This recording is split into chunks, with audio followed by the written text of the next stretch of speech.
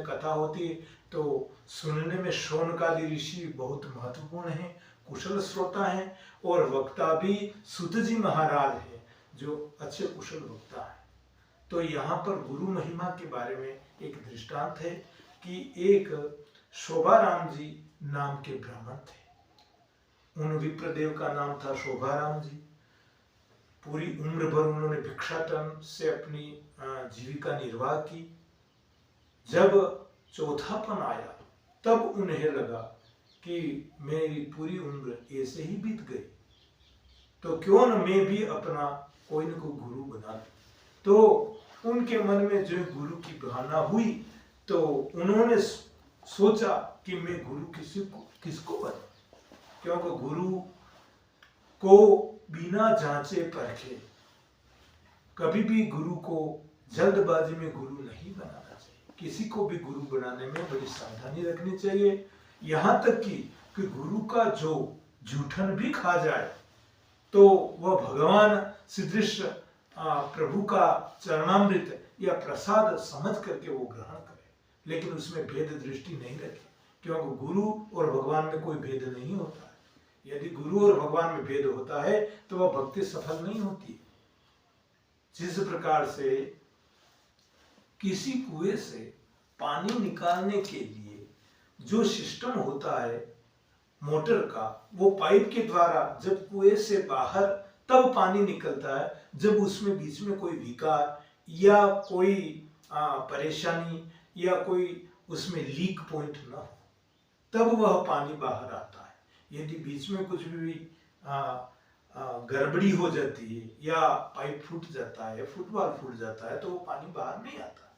तो उसी प्रकार से गुरु और शिष्य के बीच में यदि भेद दृष्टि रही और कपट भरा व्यवहार रहा, सामने तो उसने हाँ में सिर हिला दिया और बाद में वो भक्ति करता नहीं, वैसा करता नहीं गुरु कहे के अनुसार, तो वह भक्ति सफल नहीं होती।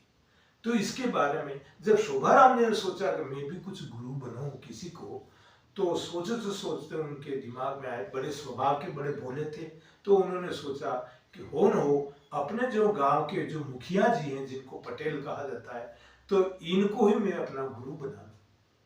तो वो ये सोच करके वो उसी समय अपने गांव के मुखिया पटेल बा के पास में गए और जाकर के प्रणाम किया।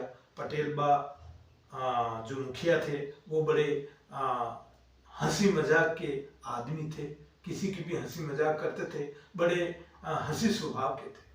तो उन्होंने जो शोभाराम जी को आया हुआ देख करके और उन्होंने कहा, अरे पधारिए पधारिए पंडित जी, महाराज क्या बात हुई, आज कैसे पधारना हुआ। तो उसी समय शोभाराम जी ने कहा, अरे कुछ नहीं, बस ऐसे ही चला आया, मन में हुआ का मेरी पूरी उम्र चली गई, अब चौथापन आ गया और मैं निगुरा रहा, क्यों न मैं भी एक गुरु बना लूं। सोचा कि अपने जो गांव के मुखिया उन्हीं को मैं अपना गुरु बना लूं। तो उन्होंने कहा, अच्छा मैं आपका गुरु बनूंगा। अरे भला ऐसा कभी होता है? अरे इसमें क्या, उत्तम विद्या लीजिए यद्यपि नीच घर होए, पर्यो अपावन ठोर पे कंचन तजे न कोय। क्यों? उत्तम विद्या चाहे छोटा बालक भी हो, उससे कोई अपने को अच्छी बात सीखने को मिले तो उसी समय उससे सीख लेना चाहिए और अपना गुरु बना लेना चाहिए मन के अंदर। क्यों कि अपवित्र जगह पर पड़ा हुआ सोना भी कोई छोड़ता नहीं, त्याग नहीं करता है, उसको तुरंत उठा लेता है। उसी प्रकार से अपने को अच्छी बातें चाहे कहीं पर भी हो, किसी के भी द्वारा मिले, उसको ग्रहण कर लेनी चाहिए। ये सच्चे साधक की निशानी है। तो यहाँ पर शोभाराम जी ने कहा कि आप मेरे गुरु बन जाइए। तो पटेल बा ने कहा, अच्छा मेरे को क्या करना पड़ेगा इसके लिए?